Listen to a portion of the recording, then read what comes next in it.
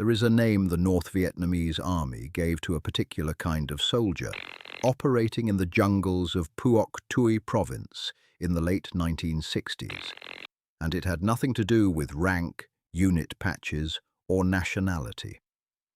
They called them Ma Rung, phantoms of the jungle.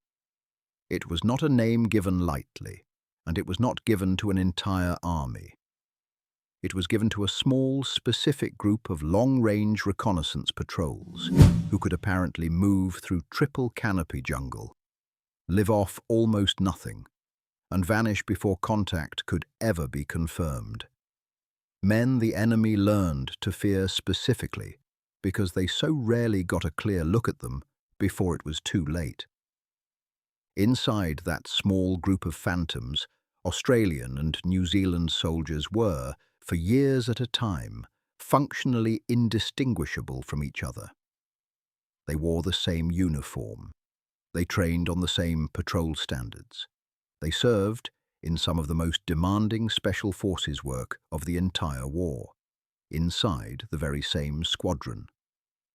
And when Australian SAS troopers, decades later, sat down to write memoirs, give interviews, or simply talk to their own sons about the men they had trusted with their lives in the jungle, one detail comes up again and again, almost as a footnote at first, until you start noticing how often it repeats. They rarely bothered mentioning which of the men beside them were Australian and which were New Zealanders. In the moments that actually mattered, in contact, on patrol, waiting silently in ambush position for 8 days straight, the distinction seems to have simply stopped registering. That is a strange thing for two separate national armies to produce, and it did not happen by accident. It happened because of a deliberate, decades-long arrangement between two small countries that decided again and again, across 3 different wars, that the only sensible way to field a special forces capability was to fold their smaller force directly into the larger one and let the men themselves work out what the difference actually meant. What Australian SAS troopers said about the New Zealanders inside their own squadrons, across Borneo, Vietnam, and into the modern deployments of Afghanistan, is the story of exactly how thin that difference eventually became. So here is the question worth sitting with before we go any further.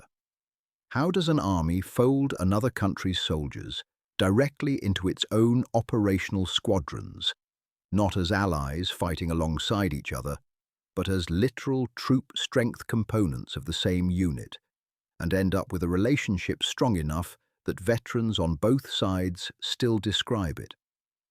Half a century later, less like an alliance and more like family. To understand that, you have to go back to where this arrangement actually started, in the jungles of Borneo in 1965, in a war almost nobody outside Southeast Asia remembers today. Before we get into exactly how that arrangement was built, if stories about the quieter, less covered corners of Commonwealth military history are what you come here for, this is a good moment to hit subscribe. Because this particular relationship runs for decades, and it only gets more interesting the deeper you go. The Australian Special Air Service Regiment was still a young, unproven formation when it deployed to Borneo in 1965, as part of the British Commonwealth force opposing Indonesian infiltration during what became known as the Confrontation. It operated there alongside the British 22 SAS Regiment, the force both the Australian and New Zealand units had originally modelled themselves on, and alongside a New Zealand SAS detachment that had, by that point, already built its own reputation in earlier campaigns in Malaya. The operations conducted in Borneo were, by design, some of the most demanding and least publicized of the entire Cold War. Long-range reconnaissance and, eventually, deniable cross-border patrols under an operation codenamed Claret, conducted deep into Indonesian territory in conditions of total secrecy, where a patrol that made contact with the enemy was, for political reasons, effectively on its own. It was in that unforgiving environment, working directly alongside British and New Zealand SAS soldiers, that the Australian regiment first developed the operational relationships that would define its next 2 decades. And it was there that a pattern began that would repeat itself, almost exactly, 3 years later on a different continent entirely. By 1968, with New Zealand facing renewed pressure to expand its military commitment to the escalating war in Vietnam, Wellington made a decision that, on paper, looks almost administratively modest, but which turned out to define one of the closest special forces relationships either country has ever maintained. Rather than deploying an independent New Zealand SAS squadron with its own command structure, New Zealand sent a single troop, 26 men, to complete an existing Australian SAS squadron already operating out of the base at Nui Dat. The New Zealanders did not arrive as guests attached to an Australian formation. They arrived, in the most literal operational sense, as the 4th Troop needed to bring that squadron up to full strength. Wearing the same green beret, trained to the same exacting patrol standard, and slotted directly into the Australian squadron's own rotation of long-range reconnaissance missions into Phuoc Tuy province. Picture what that arrangement actually meant on the ground, because it is easy to read past the administrative language and miss how unusual it really was. This was not 2 allied units operating in the same theatre and occasionally coordinating. This was one squadron, drawing its patrol members from 2 different national armies, sending mixed or nationally distinct patrol teams out into the same jungle, under the same operational command, reporting through the same intelligence chain, at the same level of risk. An Australian trooper going out on an 8-day reconnaissance patrol in 1969 might find himself patrolling beside a New Zealander for the entire operation. Both of them equally exposed, equally responsible for the other's survival, in terrain where a moment's hesitation from either man could get the whole patrol killed. Let's be honest about how demanding that work actually was, because the reputation this arrangement eventually earned did not come cheap. Over the course of the New Zealand SAS troops' deployment, between January 1969 and February 1971, the Kiwis conducted 169 patrols into some of the most dangerous jungle terrain in Phuoc Tuy province, while the Australian squadron around them ran roughly 1,200 operations across the same period. Together, the combined force was credited with more than 500 enemy soldiers killed or captured across their patrols.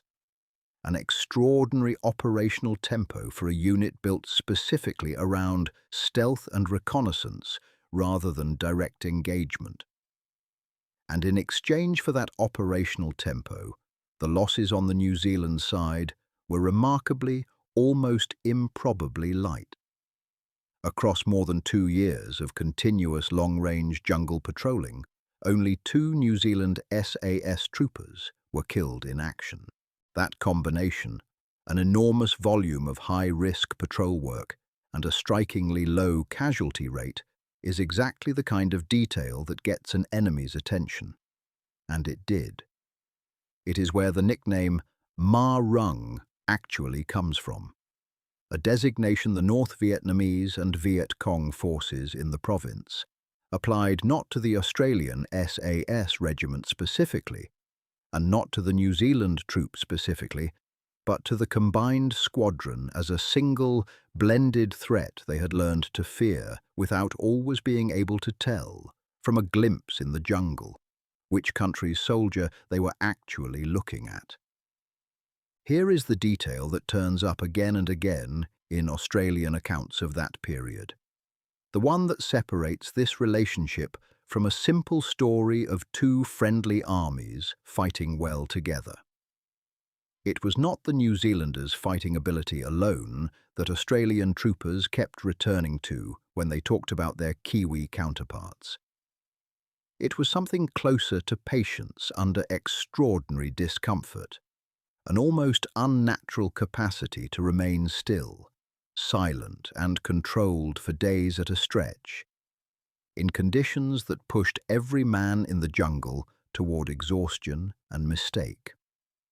One veteran trooper, recalling a patrol returning from an 8-day reconnaissance mission deep in enemy territory, described the sudden, heart-stopping moment of hearing Vietnamese voices closing in on an exhausted, depleted patrol, and the disciplined, silent response that followed from the men around him. An entire patrol holding position under pressure that would have broken far less trained soldiers.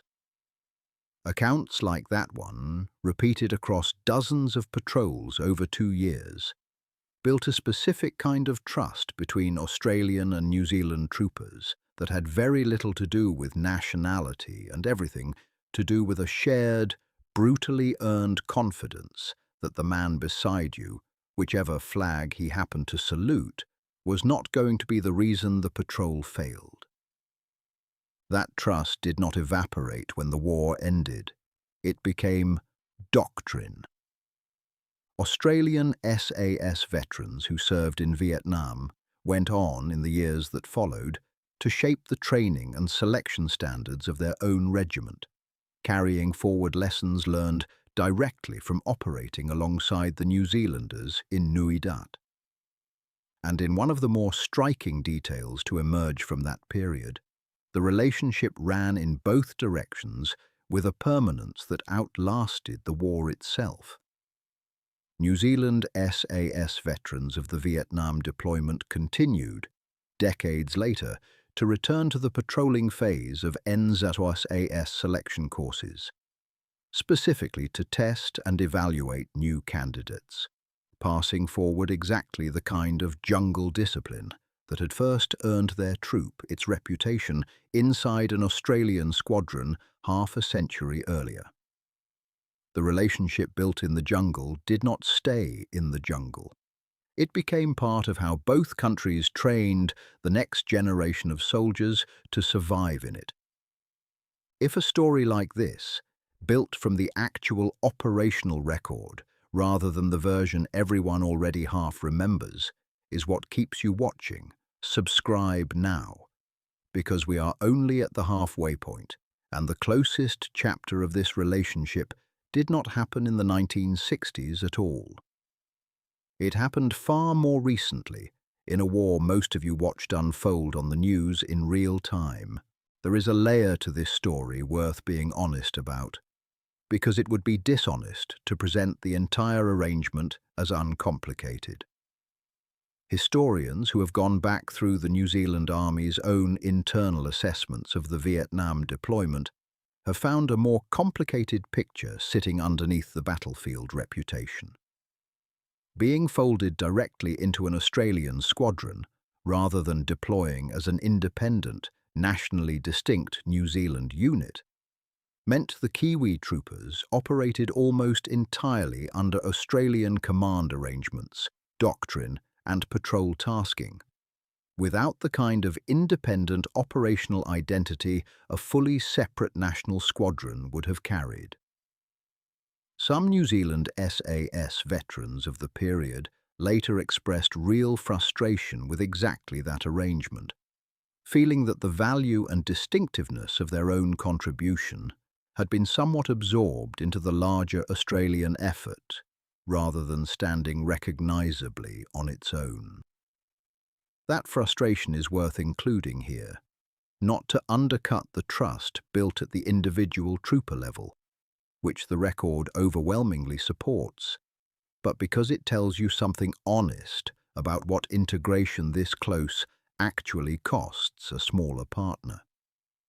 Trust between the men on patrol together and satisfaction at the institutional level are not always the same thing, and the New Zealand SAS's own history from this period holds both truths at once.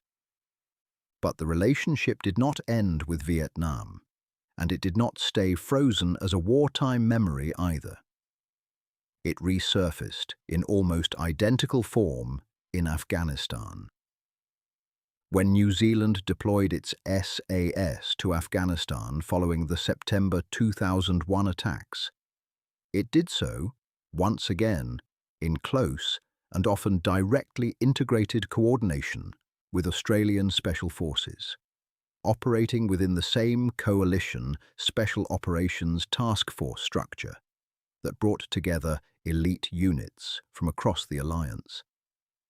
The operational tempo of that deployment carried real, sustained cost.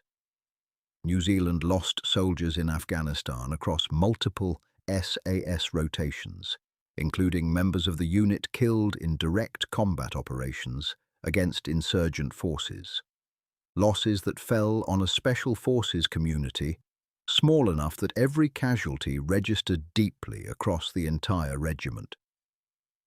Throughout that campaign, Australian and New Zealand special operators continued to train, plan, and in many operations execute missions together, a partnership built on the same foundation first tested in Borneo and hardened in the jungles of Phuoc Tuy province decades earlier.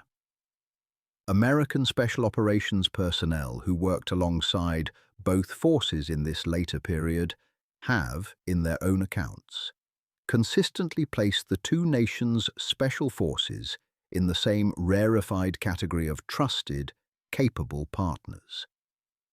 The kind of reputation that does not get built through a single successful deployment, but through exactly the sustained, repeated pattern this relationship has followed since 1965.